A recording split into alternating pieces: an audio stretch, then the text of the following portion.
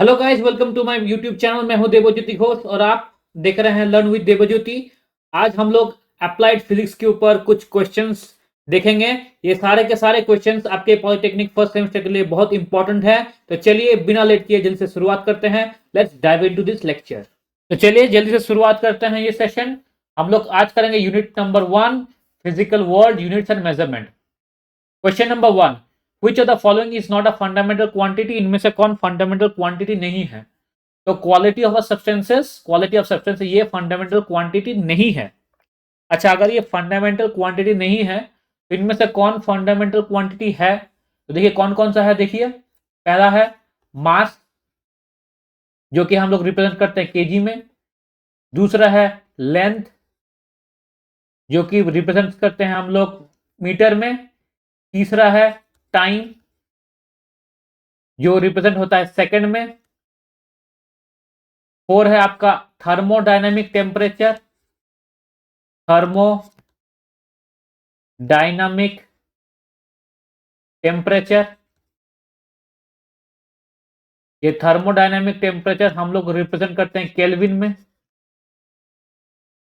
5 है आपका current, electric current,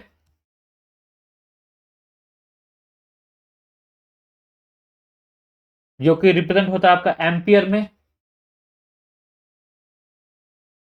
6 है आपका amount of substance, amount of substance, जो कि है आपका मोल। और 7th है आपका luminous intensity, luminous intensity, luminous intensity. ये है आपका कैंडेला, कैंडेला। ठीक है, ये आपका candela, CANDELA, candela, luminous intensity. ठीक है, ऐसे ही कुछ सप्लीमेंट्री यूनिट्स है, फंडामेंटल यूनिट सप्लीमेंट्री। वो है आपका प्लेन एंगल, प्लेन एंगल, जो कि रिप्रेजेंट होता है रेडियन में। और आपका है सॉलिड एंगल,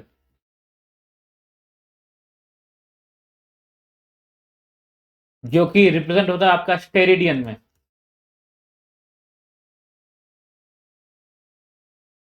याद रखिए, रेडियन है एक डायमेंशनलेस यूनिट, प्लेन एंगल है रेडियन और सॉलिड एंगल है स्टेरेडियन।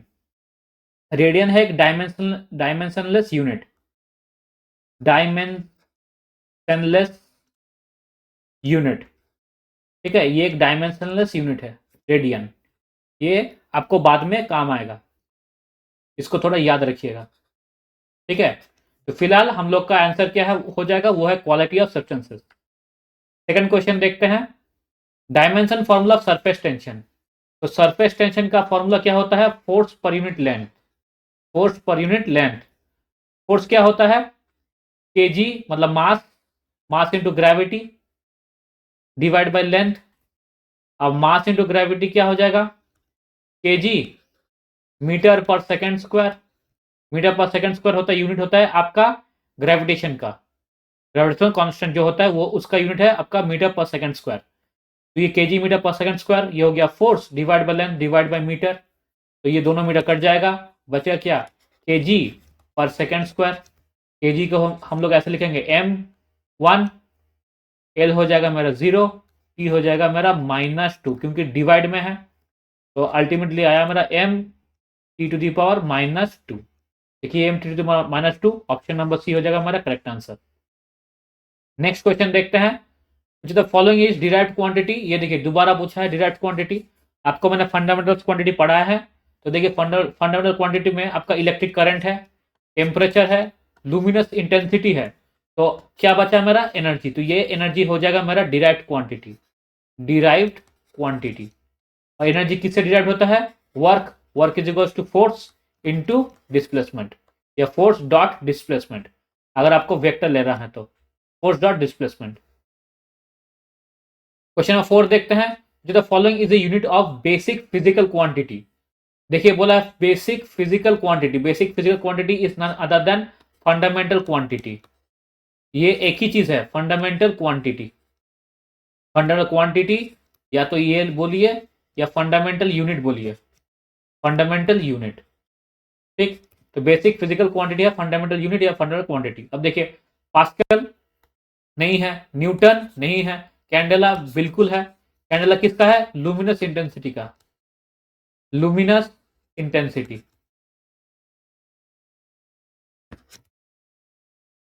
चलिए नेक्स्ट क्वेश्चन देखते हैं। Question number 5, the physical quantity which has dimensionless unit. क्या है physical quantity which has dimensionless unit? Mass में डायमेंशन है, बिल्कुल है। टेम्परेचर में डिमेंशन है, बिल्कुल है। इलेक्ट्रिक करंट में डिमेंशन है, बिल्कुल है। प्लेन एंगल, प्लेन एंगल जो कि है मेरा, जिसका यूनिट है आपका रेडियन, रेडियन में डिमेंशनलेस डायमेंशन नहीं है, रेडियन में डायमेंशन नहीं है। ये देखिए मैंने बोला है रेडियन हैज डायमेंशनलेस यूनिट, ठीक है, इसका डायमेंशन नहीं है, तो सी हो जाएगा मेरा correct answer. Because it is the ratio of two same quantity that is length. ये रेशियो है किसका? लेंथ का, ठीक है, प्लेन एंगल। नेक्स्ट क्वांटिटी देखते हैं। अगर आपको इसको बोला जाए, इसका अगर फॉर्मूला देखा जाए, तो मान लेते हैं ये एंगल है, कोई भी सर्कल का एक आर्क है, ठीक है, ये है मेरा एंगल, प्लेन एंगल, तो ये हो जाएगा मेरा थीटा। ये है मेरा आर्क लेंथ, ये है मेरा आर रेडियस, तो एल होता है मेरा आर थीटा, एल होता है मेरा आर थीटा, थीटा है मेरा प्लेन एंगल, तो थीटा मेरा बन गया एल बाई आर। अब देखिए एल भी मेरा मीटर में आता है, जो लेंथ ऑफ आर्क, रेडियस भी मेरा मीटर में आता है, तो ये हो गया मेरा मीटर मीटर कट गया, तो थीटा हो गया मेरा डायमेंशनलेस यूनिट। और थीटा का एक अलग ही यूनिट होता है, वो क्या है? वो है मेरा रेडियन, ठीक है। तो because it is the ratio of two same quantity that is length. Next question देखते हैं। Question number 6, the physical quantity which has zero dimension in SI. Zero dimension बोला है, जीरो डायमेंशन मैंने पहले बोला ratio of two same units होता है तो ही मेरा जीरो डायमेंशन आएगा। अब देखिए स्पेसिफिक हीट मेरा होगा नहीं, स्पेसिफिक ग्रेविटी, बिल्कुल ये हो जाएगा मेरा करेक्ट आंसर, स्पेसिफिक ग्रेविटी। क्यों? स्पेसिफिक ग्रेविटी होता है मेरा density of certain substances, density of a substance, density of a substance by density of water, density of water, ये होता है मेरा स्पेसिफिक ग्रेविटी। तो दोनों में, ऊपर में भी डेंसिटी, नीचे में डेंसिटी है, तो दोनों डेंसिटी कट जाएंगे, ये हो जाएगा मेरा zero dimension SI, zero dimension, ठीक है। तो स्पेसिफिक ग्रेविटी हो गया मेरा करेक्ट आंसर, स्पेसिफिक ग्रेविटी। चलिए नेक्स्ट क्वेश्चन देखते हैं। The dimensional formula of work is same as that of. देखिए वर्क का फॉर्मूला डायमेंशन क्या हो जाएगा? वर्क हो जाएगा मेरा, work is equals to force into displacement, F into D, force displacement. अब मोमेंट क्या होता है? Moment M is equals to होता है moment force into R, R क्या? ये होता है मेरा perpendicular distance between from the application of force, perpendicular distance from the application of force. अगर वर्क को अगर आप वेक्टर फॉर्म में लिखेंगे तो W इज इक्वल टू हो जाएगा F डॉट डी वेक्टर, और मोमेंट हो जाएगा आपका R क्रॉस F वेक्टर। अगर आपको याद है, अगर आपने वेक्टर्स पढ़ा होगा तो आप ऐसे लिखा होता है, मतलब ऐसे लिखते हैं, तो यहां पर हो जाएगा option number B, that is moment. Question number 8 देखते हैं। Which of pairs have the same dimension, इनमें से कौन सा पेयर है जो सेम डिमेंशन है? तो ये देखिए फोर्क, वर्क देखिए, फोर ऑप्शन देखिए, वर्क और फोर्स। तो वर्क इज इक्वल टू क्या होता है? फोर्स इनटू डिस्प्लेसमेंट, ये तो होगा नहीं। फिर फोर्स और स्ट्रेस है, देखिए, तो स्ट्रेस मतलब प्रेशर, वो क्या होता है? फोर्स पर यूनिट एरिया, ये भी नहीं होगा। स्ट्रेस एनर्जी, स्ट्रेस तो ये है, एनर्जी क्या होता है? एनर्जी होता है आपका फोर्स इनटू डिस्प्लेसमेंट, तो ये भी नहीं हो रहा, ये भी गलत है। टॉर्क और वर्क, बिल्कुल ये एकदम करेक्ट आंसर है। कैसे? टॉर्क क्या होता है? टॉर्क होता है फोर्स इनटू डिस्टेंस, यही होता है टॉर्क, फोर्स इनटू डिस्टेंस, यही होता है टॉर्क। तो ये हो जाएगा मेरा करेक्ट आंसर, क्योंकि इसमें भी देखिए डिस्टेंस ही आ रहा है, तो न्यूटन मीटर, यही हो जाएगा टॉर्क, न्यूटन इंटू मीटर। आपका वर्क भी होता है न्यूटन इंटू मीटर, लेकिन उसको हम लोग अलग यूनिट देते हैं, वो है हमारा जूल, ठीक है। चलिए नेक्स्ट क्वेश्चन देखते हैं। Question number 9, dimension of angular velocity पूछा है। देखिए एंगुलर वेलोसिटी का डायमेंशन क्या है। पहला बात देखिए, एंगुलर वेलोसिटी के हम लोग रिप्रेजेंट करते हैं ओमेगा से। एंगुलर वेलोसिटी, एंगुलर वेलोसिटी, अब एंगुलर वेलोसिटी ये है ओमेगा, v है मेरा लीनियर वेलोसिटी, तो v इज इक्वल्स टू होता है R omega. v is equals to होता है मेरा आर ओमेगा, v है मेरा लीनियर वेलोसिटी, वो है मेरा आर ओमेगा। तो ओमेगा इज इक्वल्स टू क्या हो गया, v बाय आर। v है क्या मेरा, मीटर पर सेकेंड, और आर मेरा क्या है, मीटर। तो मीटर मीटर कट जाएगा, ये हो जाएगा मेरा पर सेकेंड, ओमेगा का वैल्यू हो गया पर सेकेंड। तो अगर पूछा जाए कि क्या डायमेंशन है, तो वो हो जाएगा मेरा T to the power -1। Option number D मेरा करेक्ट आंसर। इसको दूसरी तरह से भी रिप्रेजेंट किया जाता है, कैसे, ये एंगुलर वेलोसिटी, ये देखिए थीटा बाई टी। थीटा क्या है मेरा, रेडियन में है थीटा, ये एक डायमेंशनलेस क्वांटिटी है, डायमेंशनलेस क्वांटिटी है थीटा, तो कुछ तो होगा नहीं। तो ओमेगा क्या हो जाएगा, सिर्फ ये हो जाएगा टाइम, तो t-1 ओमेगा का ये हो जाएगा आपका डिमेंशन होगा t-1। नेक्स्ट क्वेश्चन देखते हैं। क्वेश्चन नंबर 10 देखिए, dimensional formula of stress is the same as. तो स्ट्रेस का डायमेंशन फॉर्मूला क्या है, तो स्ट्रेस का डायमेंशन फॉर्मूला होता है प्रेशर का, प्रेशर का, ठीक है। स्ट्रेस क्या होता है, force per unit area, pressure भी होता है आपका फोर्स पर यूनिट एरिया। तो ऑप्शन बी हो जाएगा मेरा करेक्ट आंसर, ऑप्शन बी। चलिए नेक्स्ट क्वेश्चन देखते हैं। ऐसा यूनिट ऑफ स्ट्रेस, ये देखिए ऐसा यूनिट ऑफ स्ट्रेस पूछा है। तो ऐसा यूनिट ऑफ स्ट्रेस क्या है, स्ट्रेस मेरा है force per unit area, force per unit area. अब फोर्स का ऐसा यूनिट क्या होता है, वो होता है मेरा न्यूटन, न्यूटन एरिया का होता है मेरा मीटर स्क्वायर, तो न्यूटन पर मीटर स्क्वायर, न्यूटन पर metre square. Option number C हो जाएगा मेरा करेक्ट आंसर। ऐसा यूनिट ऑफ पॉइजन रेशियो, देखिए पॉइजन रेशियो को ऐसा यूनिट पूछा गया है। तो पॉइजन रेशियो क्या होता है, पॉइजन रेशियो होता है आपका ratio of lateral strain to longitudinal strain, lateral strain, lateral strain to longitudinal strain, longitudinal strain, ये दोनों स्ट्रेन है, lateral strain by longitudinal strain. अब इसको समझाते कैसे, देखिए मान लीजिए एक रॉड है, ये एक रॉड है, इस रॉड के ऊपर हम फोर्स लगा रहे हैं एफ इस तरफ, इसके ऊपर फोर्स लगा रहे हैं एफ इस तरफ। जब फोर्स लगाएंगे तो ये रॉड क्या हो जाएगा, ये इलोंगेट होगा, जैसे कि जैसे ये इलोंगेट होगा, ठीक वैसे ही इसका जो जो विड्थ है, जो उसका रेडियस का जो विड्थ है वो कम होता जाएगा।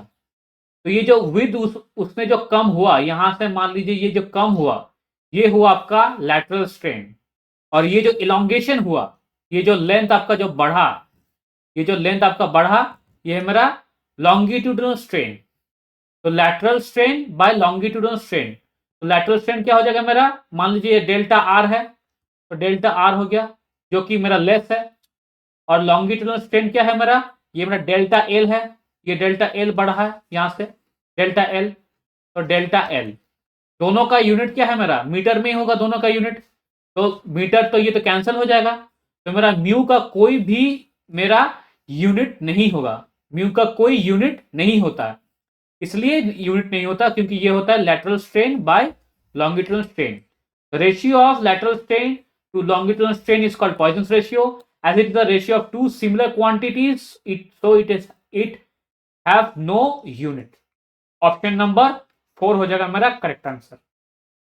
चलिए नेक्स्ट क्वेश्चन देखते हैं। Question number 13, what is the SI unit of, what किसका एसआई यूनिट है, तो व्हाट है पावर का एसआई यूनिट, ठीक है। पावर कैसे निकालेंगे, पावर निकालेंगे हम लोग work per unit time, work per unit time, work by time होता है पावर।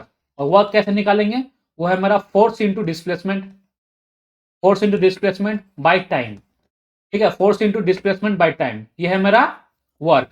अब फोर्स इंटू डिस्प्लेसमेंट का इसका आपका ऐसा यूनिट क्या होता है, वो है मेरा जूल, JOULE, जूल। तो जूल पर सेकंड होता है मेरा वाट। ऑप्शन नंबर बी हो जाएगा मेरा correct answer. Temperature can be, question number 14, temperature can be expressed as derived quantity in terms of the of the following, temperature इनमें से कौन सा एक डिराइव्ड क्वांटिटी होगा, ठीक है, डिराइव्ड क्वांटिटी। तो देखिए टेम्परेचर किसी का डिराइव्ड क्वांटिटी है नहीं, क्यों? क्योंकि ये एक फंडामेंटल क्वांटिटी है, फंडामेंटल यूनिट है टेम्परेचर, फंडामेंटल, ठीक है, ये है फंडामेंटल यूनिट टेम्परेचर। और कितना कितना फंडामेंटल यूनिट है मैंने आपको सिखाया था, पहला है मास, दूसरा है लेंथ, तीसरा है टाइम, चौथा है थर्मोडायनेमिक टेम्परेचर, पांचवा है आपका अमाउंट ऑफ सब्सटेंसेस, छठा है आपका इलेक्ट्रिक करंट, और सातवां क्या है, लुमिनस इंटेंसिटी। तो ये 7 है मेरा फंडामेंटल 7 है मेरा फंडामेंटल यूनिट, और बाकी जो भी है वो है मेरा डिराइव्ड यूनिट। तो टेम्परेचर क्या है, वो है मेरा फंडामेंटल यूनिट, ना कि डिराइव्ड यूनिट, ठीक है। तो ऑप्शन नंबर डी हो जाएगा मेरा करेक्ट आंसर। नेक्स्ट क्वेश्चन देखते हैं, the dimension of strain, strain का क्या डायमेंशन है? तो स्ट्रेन अपने में एक डायमेंशनलेस क्वांटिटी है। स्ट्रेन क्या है, डायमेंशनलेस क्वांटिटी। स्ट्रेन का मतलब है length elongated, minus length original by length original.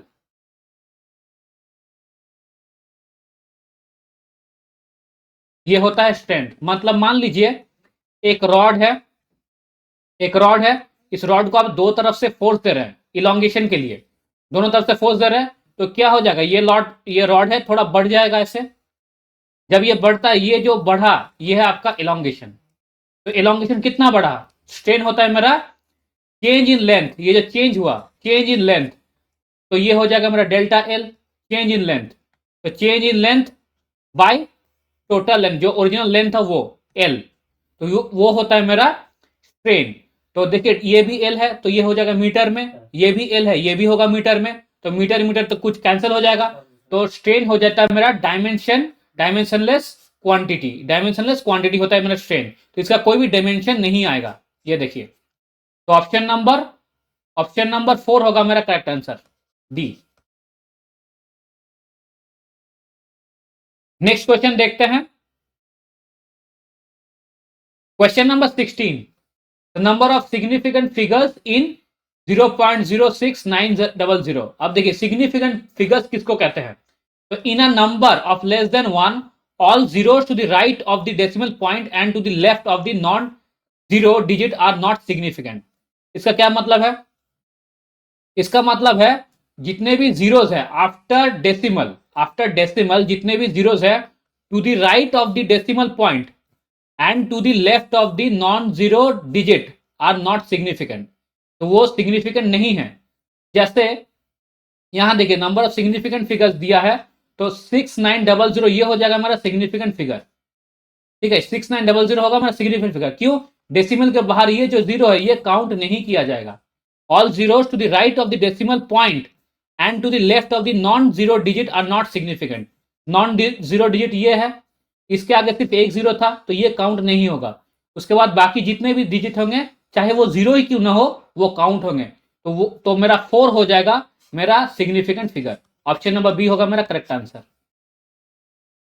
Next question देखते हैं, चलिए question number 17, the number of significant figures देखिए यहां पर दिया है। अब देखिए वो तो पहले जीरो था, ये किससे स्टार्ट हो रहा है, ये 6 से स्टार्ट हो रहा है, 60 से स्टार्ट हो रहा है, 0 2 3। तो जीरो के बाद भी देखिए आगे तो देखिए कोई तो जीरो है नहीं, ठीक है। तो ये पांचों के पांचों सिग्निफिकेंट फिगर्स है, पांचों के पांचों। कैसे? अगर ये ऐसा होता 0.06 होता, तो 6 से जो शुरू हो रहा है वो मेरा सिग्निफिकेंट फिगर्स होता। लेकिन ये पॉइंट से आगे भी देखिए 2 डिजिट है, और पॉइंट के बाद भी देखिए 3 डिजिट है, तो ये पूरे के पूरे 5 डिजिट हो जाएंगे मेरे सिग्निफिकेंट फिगर्स। तो ऑप्शन नंबर सी होगा मेरा correct answer. Question number 18, the measured value of a capacitor is 205.3 microfarad, mu F होता है माइक्रोफैराडे, whereas the true value is 201.4 माइक्रोफैराडे। ये है मेरा ट्रू वैल्यू, ये है मेरा measured value. The percentage error is, error क्या है? एरर होता है जो डिफरेंस, एरर होता है मेरा जो डिफरेंस मतलब ये है difference sign. Error equals difference in measured value by true value, difference in value, ठीक है, वो होता है measured by true value whole divided by true value. ये है मेरा एरर। परसेंटेज करेंगे तो इंटू 100 कर देंगे। अब देखिए ये चेंज इन वैल्यू क्या है, चेंज इन वैल्यू है मेरा measured value minus true value, measured value minus true value divided by मेरा है ट्रू वैल्यू। अब ये हमेशा पॉजिटिव होता है, क्यों? क्योंकि मेजर वैल्यू नीचे भी तो हो सकता है, कम भी हो सकता है, तब हो जाएगा true value minus measure value, वो हो जाएगा उसका परसेंटेज एरर। ठीक है, फिलहाल देखिए ये तो ज्यादा है, इसलिए किया है हमने measured value minus true value divide by true value into 100, ये हो जाएगा मेरा परसेंटेज एरर।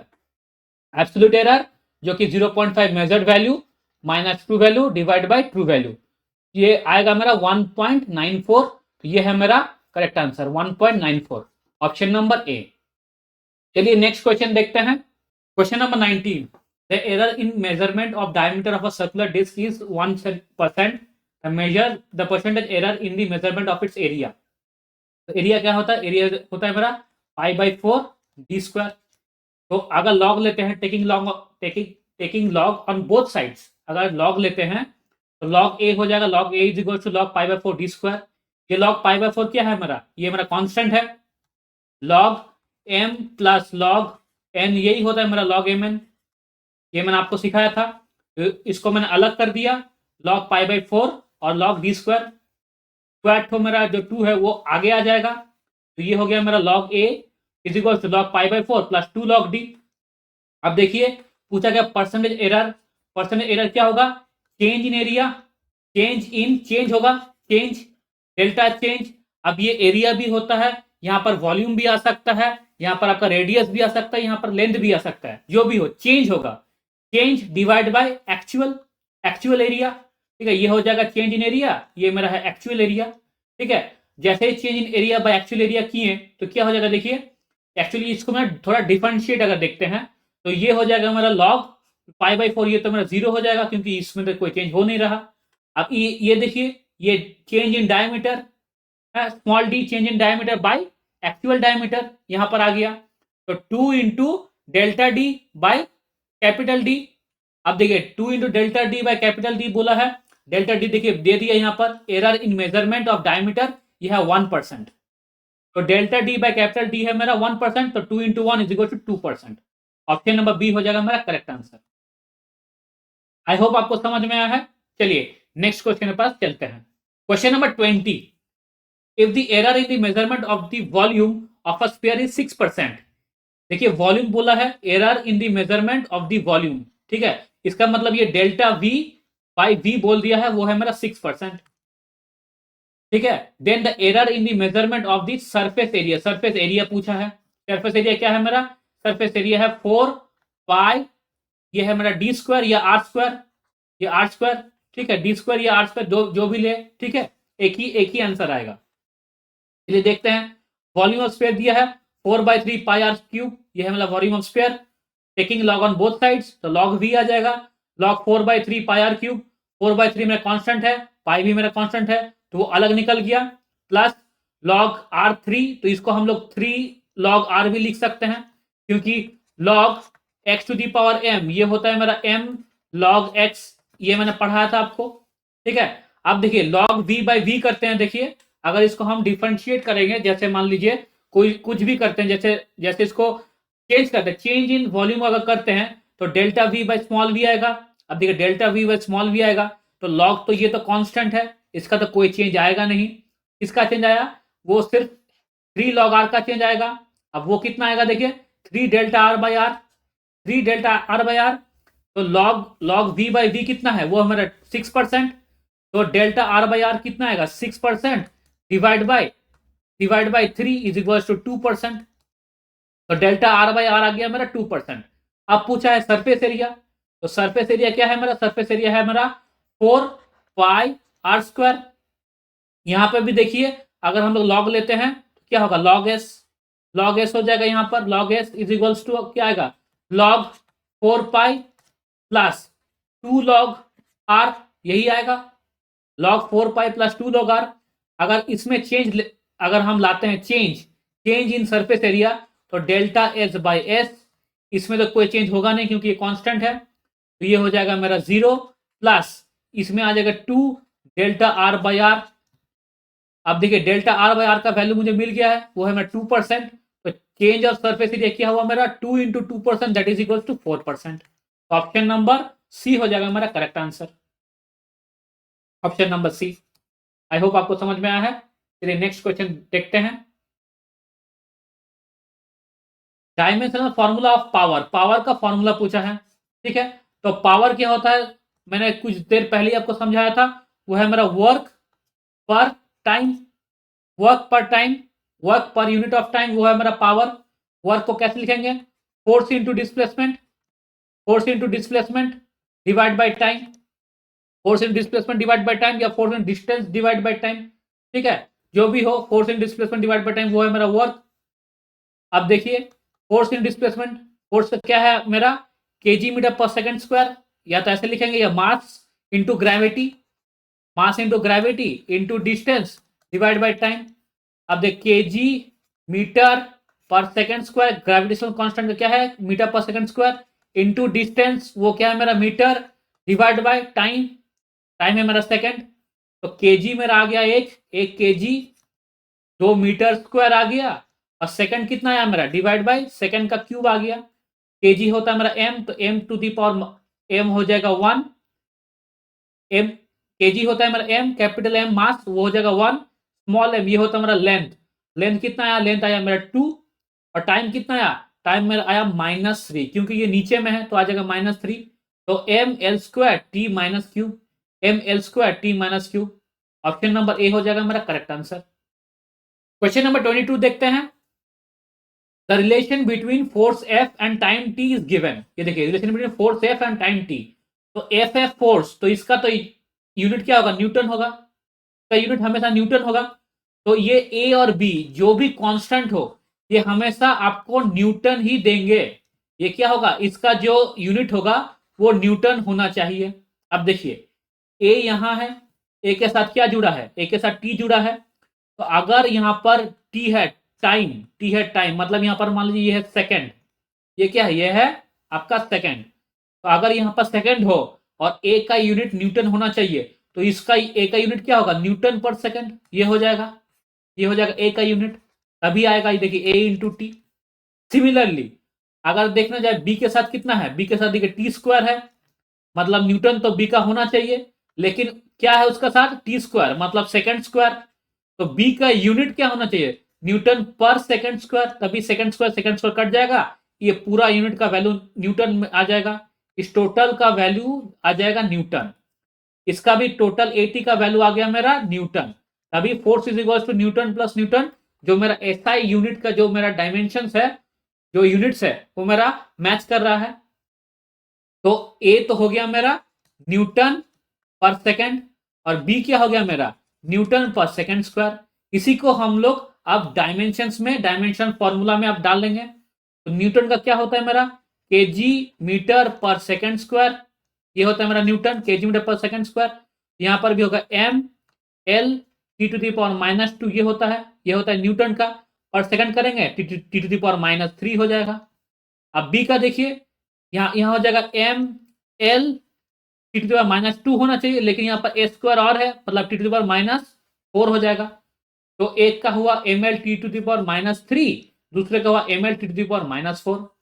देखिए -3 -4 कहाँ है, यहाँ है, ये देखिए, तो ऑप्शन नंबर डी हो जाएगा हमारा correct answer. Question number 23, the dimensions of thermal conductivity. देखिए थर्मल कंडक्टिविटी पूछा है।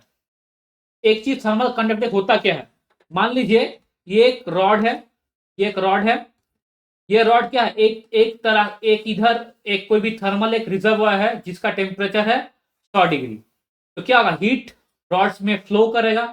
अब कैसे फ्लो करेगा वो डिटरमाइन करता है थर्मल कंडक्टिविटी के ऊपर, थर्मल कंडक्टिविटी के ऊपर वो कैसे वो फ्लो करेगा।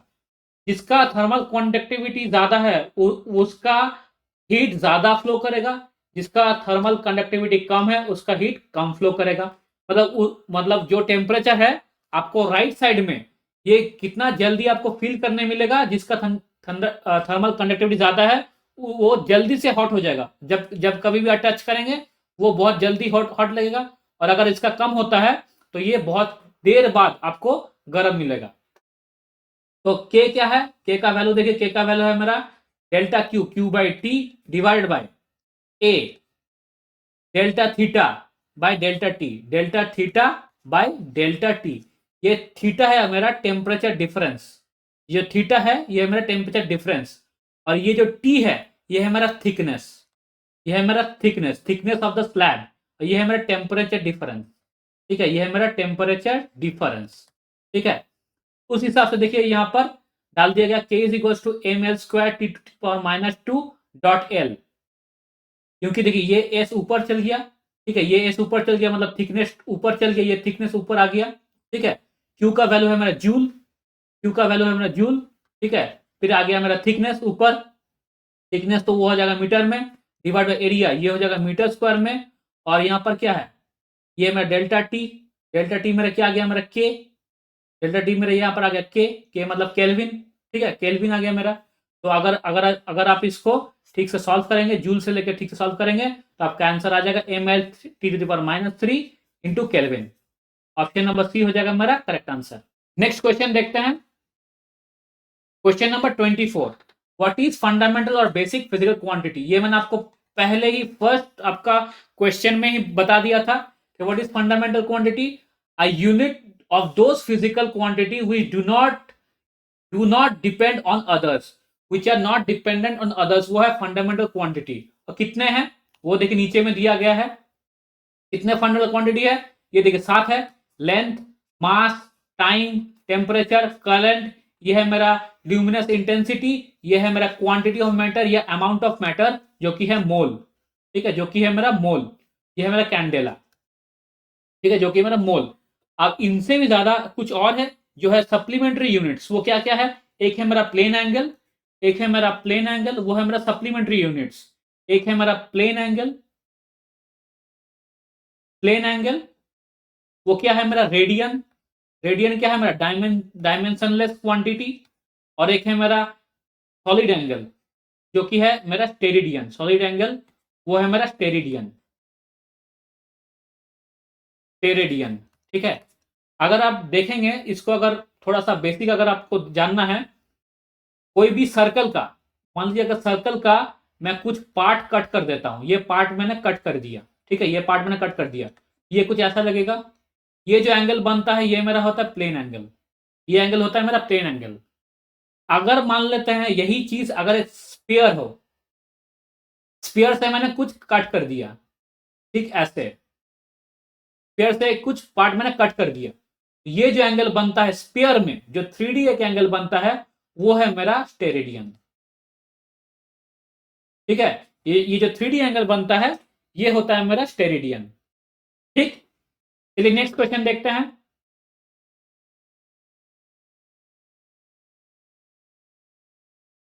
Question number 26, what is derived physical quantity. Derived बोला पूछा गया, give example.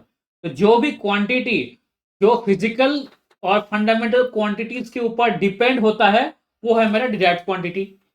The unit of those physical quantities which can be derived from one और मोर फंडामेंटल यूनिट्स और ये वो है मेरा डिराइव्ड फिजिकल क्वांटिटी जो भी डिपेंड होता है।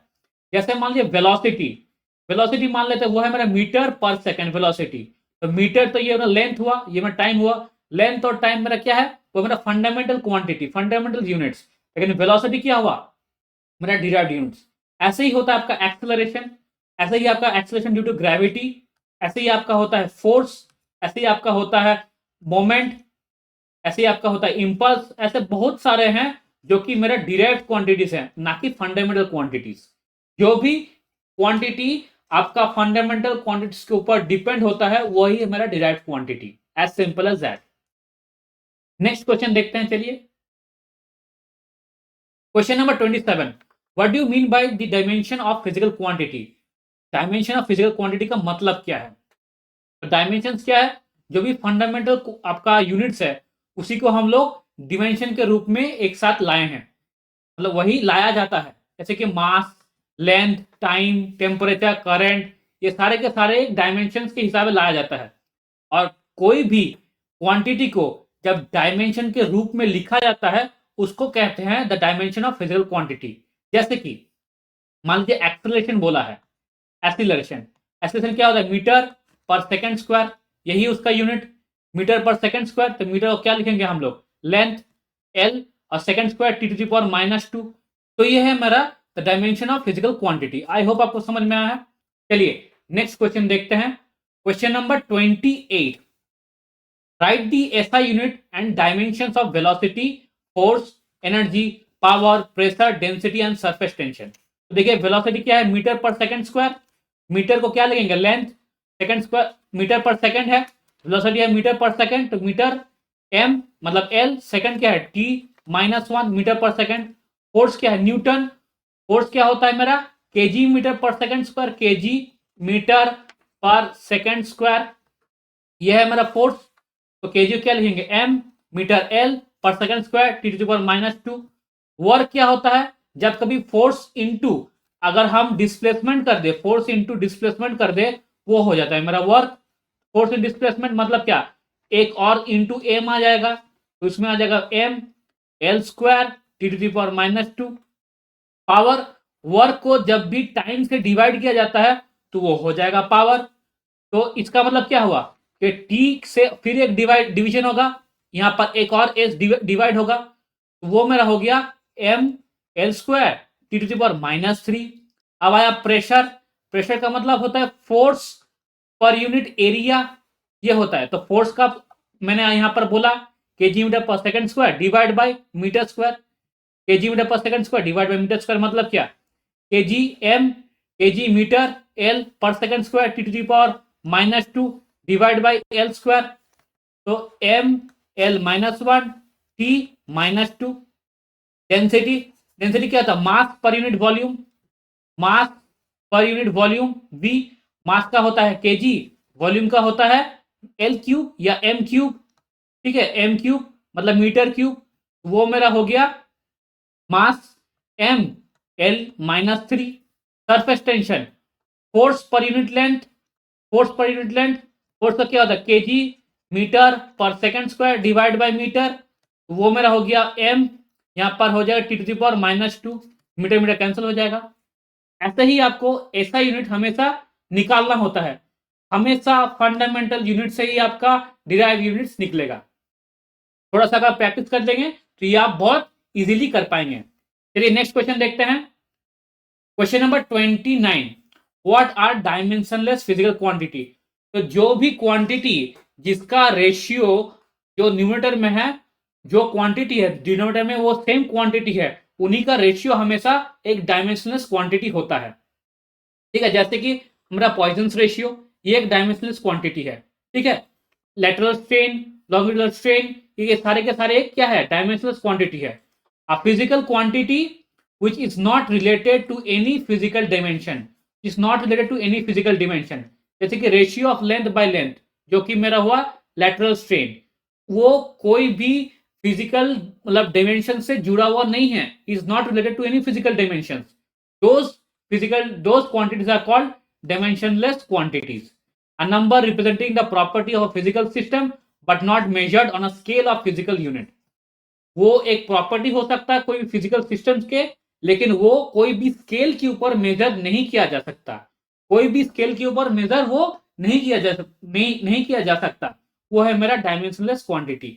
ये है थ्योरी, और अगर आपको प्रैक्टिकल जानना है तो वो सिंपल है, क्या है, लेटरल स्ट्रेन, लेटरल स्ट्रेन है जो कि है जब जब कभी भी मैं यहाँ पर कोई भी रॉड को मैं यहाँ पर खींच रहा हूं, तो क्या हमारा लॉन्गिट्यूडनल स्ट्रेन बढ़ रहा है, लॉन्गिट्यूडनल वो रॉड क्या हो रहा है, इलोंगेशन कर रहा है, कितना इलोंगेट किया, इतना इलोंगेट किया, तो ये हो गया मेरा डेल्टा एल। तो delta L by capital L, ये होता है मेरा स्ट्रेन, ये होता है मेरा स्ट्रेन। अब देखिए ये भी मेरा मीटर है, ये भी मेरा मीटर है, दोनों में कट गया, तो ये क्या हुआ मेरा, ये मेरा डायमेंशनलेस क्वांटिटी, इसको कोई स्केल से आप मेजर नहीं कर सकते। परसेंटेज जैसा होता है उसको क्या कोई स्केल से मेजर किया जाता है, नहीं किया जाता है। ठीक ठीक वैसे ही a dimensionless quantity cannot be measured in scale but they represent a property of a physical system. That's it. चलिए नेक्स्ट क्वेश्चन देखते हैं। Question number 30, can a quantity unit be dimensionless. Yes, a quantity unit can be dimensionless. मैंने फिर भी बोला है, ये जैसे रेडियन है, रेडियन एक डायमेंशनलेस क्वांटिटी है। रेडियन क्या एक डायमेंशनलेस क्वांटिटी है, कैसे, ये अगर सर्कल है, सर्कल को अगर मैंने एक से काट दिया, कोई भी आर्क मैंने काटा, ये जो मेरा थीटा है ये है मेरा रेडियन, इसको थीटा को रेडियन बोलता है। तो एल ये आर्क, ये एल, एल होता है आर्क, तो एल इज इक्वल्स टू मेरा होता है आर थीटा। अब थीटा इज इक्वल्स टू फिर क्या हुआ मेरा, थीटा इज इक्वल्स टू हो गया मेरा यहाँ पर एल बाई आर। ये एल भी मीटर में है, आर भी मीटर में है, दोनों कट गया तो कोई भी डायमेंशन बचा नहीं। तो वो यस, तो फिर क्या होता है, ये क्वांटिटी है, it can be a dimensionless unit. Yes a quantity can be a dimensionless unit. Angular displacement, ये देखिए एंगुलर डिस्प्लेसमेंट दिया है, is a dimensionless quantity and its unit is radian. ये जो R theta is equals to radian, ठीक है, radian. तो हमेशा याद रखिए कोई भी क्वांटिटी हो, अगर जैसे लेटरल स्ट्रेन हो, कोई भी क्वांटिटी में जब कभी हम रेशियो निकालेंगे, रेशियो, रेशियो में वो हमेशा क्या होगा, एक डायमेंशनलेस क्वांटिटी निकल सकता है। जैसे delta L, delta L by L, delta L क्या है, ये मेरा स्ट्रेन है, स्ट्रेन, ठीक है, डेल्टा एल बाई स्ट्रेन है, ये भी एक डायमेंशनलेस क्वांटिटी है, ठीक है। चलिए नेक्स्ट क्वेश्चन देखते हैं, क्वेश्चन नंबर 31 देखते हैं। Take the principle of dimensional homogeneity. Question number 31 देखते हैं। Take the principle of dimensional homogeneity, ठीक है। प्रिंसिपल ऑफ डायमेंशनल होमोजेनिटी क्या है, प्रिंसिपल देखिए क्या है, dimensions of each the term of an equation will be same, dimension of each the term of an equation will be same. If it does not occur then it can be said that the equation is wrong, ठीक है, equation फिर wrong हुआ। जैसे मान लेते हैं v is equals to, v is equals to क्या है, u plus A T, u plus A T, ये एक इक्वेशन है। v is equals to u plus A T, ये एक straight line equation, straight line motion का एक equation है। तो v क्या है मेरा, v है मेरा वेलोसिटी, v है मेरा वेलोसिटी, क्या होता है ऐसा unit, meter per second. u क्या है, ये है मेरा फाइनल वेलोसिटी, फाइनल है। u है मेरा इनिशियल वेलोसिटी, u क्या है मेरा इनिशियल, इनिशियल वेलोसिटी है u। और ये भी क्या है, मीटर पर सेकेंड। a क्या है मेरा एक्सेलरेशन, एक्सीलरेशन। और t क्या है मेरा टाइम। तो एक्सेलरेशन क्या होता है, मीटर पर सेकेंड स्क्वायर, देखिए metre per second square into क्या है, इंटू टाइम है, तो इंटू टी हुआ, इंटू सेकेंड। तो ये भी हुआ मीटर पर सेकेंड। तो v क्या हुआ मेरा, मीटर पर सेकेंड। u क्या हुआ मेरा, मीटर पर सेकेंड। और ये जो टर्म है a इंटू टी, ये भी है मेरा मीटर पर सेकेंड। तो पूरा का पूरा इक्वेशन सेम यूनिट से है। यही बोला गया है यहाँ पर, प्रिंसिपल ऑफ डायमेंशनल होमोजेनिटी क्या है, जो भी डिमेंशन होगा एक इक्वेशन का, वो पूरा का पूरा सेम होगा, ठीक है। अगर वो सेम ना हो तो वो इक्वेशन होता है रॉन्ग, ये हमेशा याद रखिए। नेक्स्ट क्वेश्चन देखते हैं, what is the importance of dimensional analysis. Dimensional analysis का इंपॉर्टेंस क्या है। पहला इंपॉर्टेंस देखिए, easily we can check the correctness of the equation. Equation को क्या है वो करेक्ट है या नहीं, ये चेक करने के लिए होता है डायमेंशनल एनालिसिस। जब कभी मीटर पर, जैसे मैंने दिखाया v is equals to U plus A T, ये डायमेंशनली एक ही यूनिट होगा, क्या होगा, मीटर पर सेकंड। पूरा का पूरा यूनिट जो भी इक्वेशन में होगा वो मीटर पर सेकंड का ही होगा। तो ये चेक करने के लिए कि क्या ये इक्वेशन सही है, इसलिए डिमेंशनल एनालिसिस बहुत जरूरी होता है। We can deduce relation among different physical quantity. कोई भी अलग फिजिकल क्वांटिटी अगर होता है तो उसके साथ क्या क्या रिलेशन है वो हम लोग निकाल सकते हैं यहां से। सी क्या है, it is very useful for conversion of unit. अगर आपको डिमेंशंस, अगर आपको ऐसा यूनिट पता है तो उसका कन्वर्जन, किससे वो कन्वर्ट होता है, क्या होता है, ये आपको पता होना चाहिए। जैसे कि वर्क और पावर, पावर और वर्क है, वर्क अगर जैसे जूल है, पावर क्या है मेरा, जूल पर सेकेंड।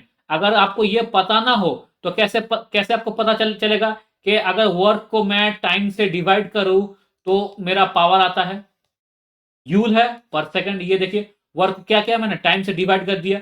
तो ये पता होने के लिए आपको फिजिकल क्वांटिटीज और उनके साथ जो जो भी डिराइव्ड क्वांटिटीज है उनके ऊपर क्या क्या रिलेशन है ये आपको पता होना चाहिए। और अगर आपको ये पता हो तो ये कन्वर्जन बहुत इजी हो जाता है। ऑप्शन नंबर डी देखिए, मेरा डी देखिए क्या है, the most important to determine the unit constants in an equation. जो कोई भी यूनिट्स है और उनके क्या क्या है, क्या क्या क्या उसके ऐसा यूनिट्स है, वो सारे के सारे वो आप आराम से डिड्यूस कर सकते हैं, आप आराम से निकाल सकते हैं। तो ये है मेरा इंपॉर्टेंस ऑफ डायमेंशनल एनालिसिस, ठीक है। ये क्वेश्चन आपके लिए बहुत इंपॉर्टेंट है। चलिए क्वेश्चन नंबर 33 देखते हैं। What are the limitation of dimensional analysis, limitation क्या क्या है? ये तो आपको सिर्फ एक इक्वेशन के बारे में बताता है, उससे रिलेटेड डिमेंशंस के बारे में बताता है, कौन कौन सा फर्दर आप यूनिट डिराइव कर सकते हैं, उसके लिए बताता है। It does not gives any information about dimensionless constants, dimensionless constants के बारे में वो कोई भी इंफॉर्मेशन नहीं देता है। अगर आपको पता ना हो कि पॉइजन रेशियो होता है lateral strain by longitudinal strain, अगर आपको ये पता ना हो, तो आप कैसे निकालेंगे? तो it gives no information about dimensionless constants और proportionality involved in the equation.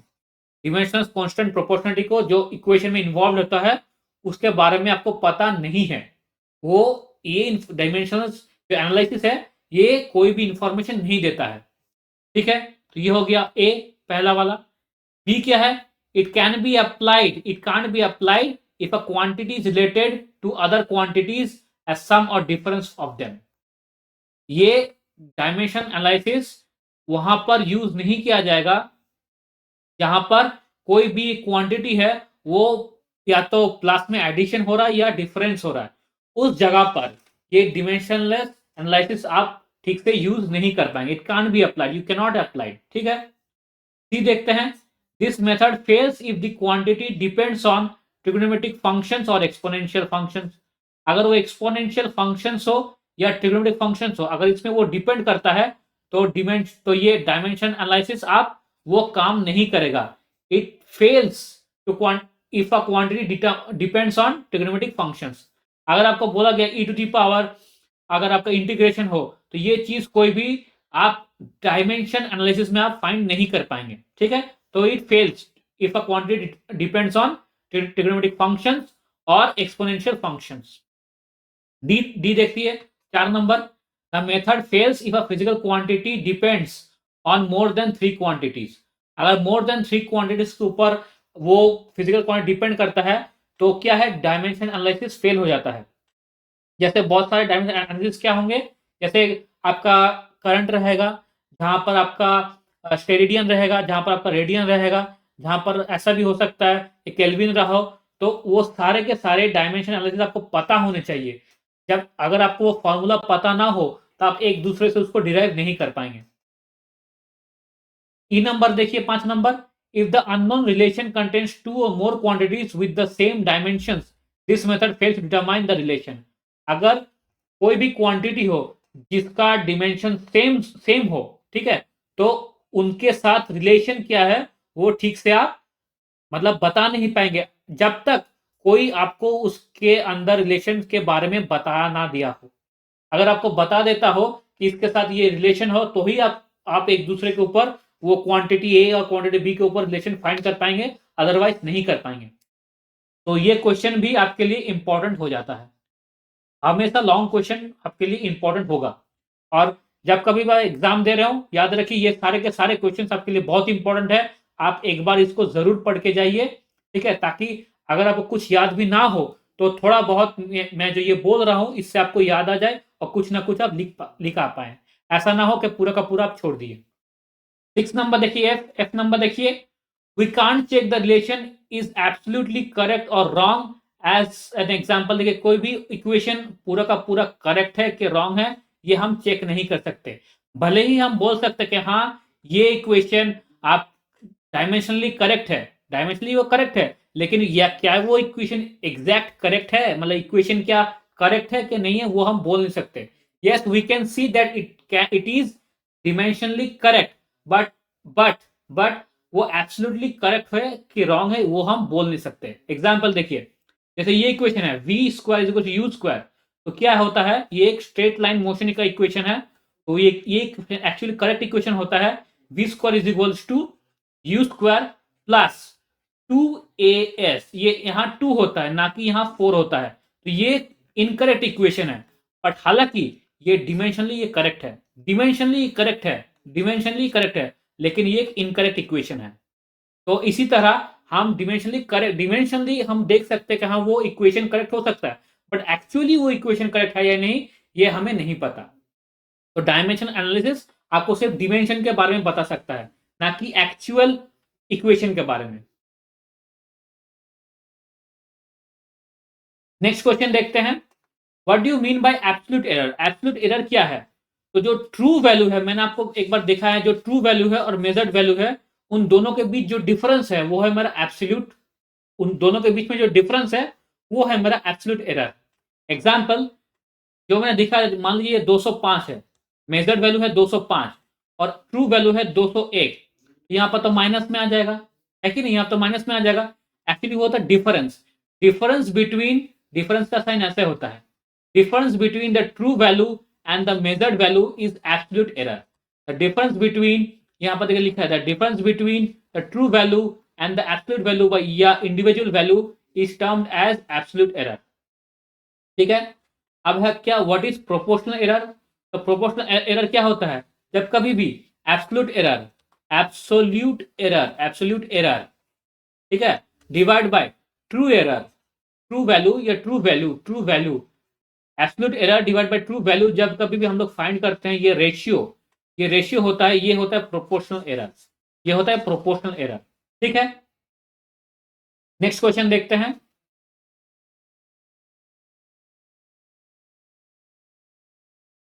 Question number 36, what do you mean by percentage error? तो परसेंटेज एरर क्या होता है? जो प्रोपोर्शनल एरर को अगर हम 100 से मल्टीप्लाई कर देंगे तो ही मेरा हो जाएगा परसेंटेज एरर।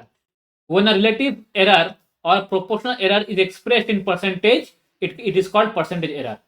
जब कभी प्रोपोर्शनल एरर को हम क्या करेंगे, 100 से मल्टीप्लाई कर देंगे, वही मेरा हो जाएगा मेरा परसेंटेज एरर। आई होप आपको समझ में आया है। चलिए नेक्स्ट क्वेश्चन देखते हैं, question number 37, what do you mean bye systematic error? Systematic error क्या है? तो सिस्टमेटिक एरर होता है कंसिस्टेंट एरर या रिपीटेबल एरर। मान लीजिए अगर आपका कोई स्केल है, कोई स्केल है, मान लीजिए ये स्केल 100 ये स्केल क्या होना चाहिए, 10 सेंटीमीटर होना चाहिए, 10 सेंटीमीटर, लेकिन एक्चुअली ये स्केल क्या है, 9.9 सेंटीमीटर। तो जब कभी भी आप कोई भी स्केल से मेजर करेंगे तो आपको 9.9 सेंटीमीटर ही दिखाएगा, तो आपको 10 सेंटीमीटर नहीं दिखाएगा। तो ये होता है सिस्टमेटिक एरर। तो ये एरर रिपीटेबल होता है, जब कभी भी उससे आप कोई भी चीज मेजर करेंगे वो एक ही तरह का एरर या एक क्वांटिटी का एरर वो जरूर दिखाएगा। तो सिस्टमेटिक एरर क्या हुआ? सिस्टमेटिक एरर हुआ is a consistent repeatable error associated with faulty equipments. ये देखिए, ये जो स्केल है, ये तो एक फॉल्टी इक्विपमेंट हुआ, ये तो फॉल्टी हो गया। तो वो होता है क्या, सिस्टमेटिक एरर क्या होता है? सिस्टमेटिक एरर होता है consistent repeatable error associated with faulty equipment और अ फ्लॉड एक्सपेरिमेंट डिजाइन। कभी फ्लॉड एक्सपेरिमेंट डिजाइन हुआ, डिजाइन सही नहीं हुआ, तो जो को भी एरर दिखाएगा वो हमेशा रिपीटेबल एरर ही दिखाएगा, तो उसको कहते हैं सिस्टमेटिक एरर। याद रखिए, एक क्या है, एक है आपका फॉल्टी, फॉल्टी इक्विपमेंट, ठीक है, एक है आपका फॉल्टी इक्विपमेंट, दूसरा क्या है, फ्लॉड। फ्लॉड मतलब एक्सपेरिमेंट सही नहीं हुआ, flawed experiment design, flawed experiment design. ठीक है। जो भी एरर दिखाता है, कंसिस्टेंट रिपीटेबल एरर दिखाता है ऑन फॉल्टी इक्विपमेंट्स में, या तो फ्लॉड एक्सपेरिमेंट में, फ्लॉड मतलब जो डिजाइन मेरा सही नहीं हुआ, फ्लॉड एक्सपेरिमेंट डिजाइन में जो एरर दिखाता है बार बार एक ही तरह का कंसिस्टेंट रिपीटेबल, वो होता है हमारा सिस्टमेटिक एरर। चलिए अब आता है question number 38, what you mean bye random error? Random error का मीनिंग क्या है? तो देखिए, रैंडम एरर होता है सडन एरर जो कि सिस्टमेटिक नहीं होता, कभी कभार आ जाता है ड्यू टू सर्टेन सर्कमस्टेंसेस, वो होता है रैंडम एरर। जैसे देखिए, random error are not fixed, they are not fixed general parameters and depends on measurement to measurements. कभी कभी आता है, कोइंसिडेंटली आता है, कभी कभार आ जाता है, वो होता है random error. They are name random errors as they are random in nature because they are random in nature. मान लेते हैं आप कोई खाना बना रहे, यहाँ क्या हुआ, खाना बना रहे, तो क्या हुआ, गैस थोड़ा कम हो गया या तो गैस थोड़ा ज्यादा हो गया, तो खाना या तो जल सकता है या खाना अच्छे से कुक नहीं हो सकता है, वो होता है आपका रैंडम एरर। ठीक है। रैंडम एरर में ये रिपीटेड नहीं होगा, ये कभी आपको रिपीटेड नहीं मिला कि अब आप जब चावल बनाए तब भी ऐसा हुआ, अब जब चिकन बनाए तब भी ऐसा हुआ, ये रिपीटेड नहीं होगा, ये कभी कभार हो जाता है, तो उसको कहता है random error. They are not general and they are not systematic, ठीक है, दे आर नॉट रिपीटेबल। जैसे देखिए ए नंबर, देखिए sudden and unexpected shifts in experimental condition of the environment. कभी कभार एक्सपेरिमेंट क्या बोलते हैं कि जब सर्कमस्टेंसेस में कुछ ऐसा कुछ हो गया कि वो जो एक्सपेरिमेंट है वो अलग दिशा में चल गया, वो रैंडम हो गया। कभी सनलाइट ज्यादा हो गया, कभी मान लीजिए कभी विंडी विंडी हो रहा है, तो उस हिसाब से ये एक रैंडम एरर्स निकलता है। ठीक है। B number, personal bias errors which even the student is unaware of, तो उसको पता नहीं होगा, जैसे कुछ कुछ इक्वेशन आप थोड़ा सा गलती कर दिए, वो रैंडम एरर हो सकता है, वो ह्यूमन नेचर हुआ। ठीक है। जैसे एग्जांपल देखिए, spring balance will give different readings if the temperature of the environment is different. ठीक है, एंड नॉट कांस्टेंट। ठीक है। स्प्रिंग बैलेंस हमेशा अलग अलग रीडिंग देगा। क्यों? जब जब अगर टेम्परेचर ज्यादा हो, अगर अगर टेम्परेचर ज्यादा हो तो क्या होता है, जो भी स्प्रिंग है वो थोड़ा इलोंगेट कर जाता है। पोल में देखिएगा, समर के टाइम में वो जो जो आपका जो करंट का जो वायर है वो थोड़ा इलोंगेशन करता है, वो थोड़ा ऐसे ऐसे थोड़ा इलोंगेट हो जाता है, बढ़ जाता है। और विंटर के टाइम में वो स्टिफ हो जाता है, ऐसे स्टिफ हो जाता है। तो ये जो इलोंगेशन हो रहा है, ये तो विंटर के समर के लिए हो रहा है। तो क्योंकि टेम्परेचर ज्यादा बढ़ गया, तो स्प्रिंग बैलेंस में क्या, अगर टेम्परेचर ज्यादा बढ़ जाता है तो इलोंगेशन ज्यादा हो जाता है, अगर टेम्परेचर कम हो गया तो इलोंगेशन कम हो गया। तो ये सारे के सारे रैंडम एरर्स में गिने जाते हैं। Okay. Question number 39, what is the least count in measurement? Least count in measurement मतलब जो कोई भी इक्विपमेंट, जो भी इक्विपमेंट सबसे बारीक, सबसे प्रिसाइज आपको स्मॉलेस्ट कैलकुलेशन करके देता है, वो होता है लीस्ट काउंट। ठीक है। जैसे मान लीजिए, अगर आपके पास सेंटीमीटर का स्केल है, सेंटीमीटर का स्केल है, तो आपको मिलीमीटर तक मेजर करके दे सकता है, millimetre.